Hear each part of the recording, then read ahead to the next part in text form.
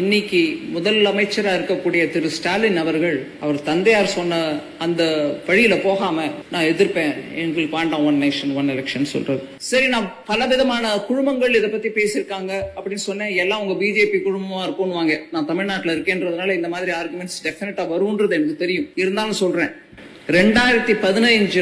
2015 parliamentary standing கமிட்டியோட பிரசிடென்டா இருந்தவர் யாருங்க?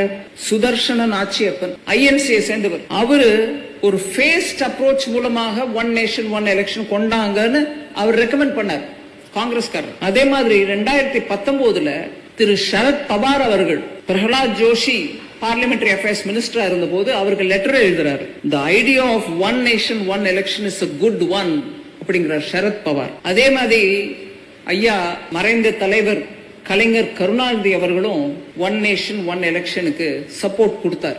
அதை பத்தி எழுதியிருக்கும் போது அவரோட ஆட்டோபயோகிராஃபிலேயே எழுதியிருக்காரு, சுயசரிதத்திலேயே எழுதியிருக்காரு.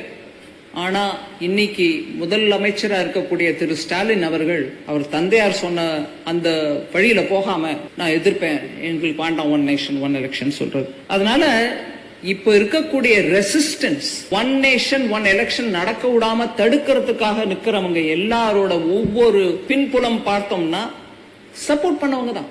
ஆனா இன்னைக்கு எனக்கு பொலிட்டிக்கலி ஷார்ட் சைட்டடா எனக்கு இது உபயோகமா இருக்கு, அதனால எதிர்ப்பு தெரிவிப்பேன் அப்படின்னா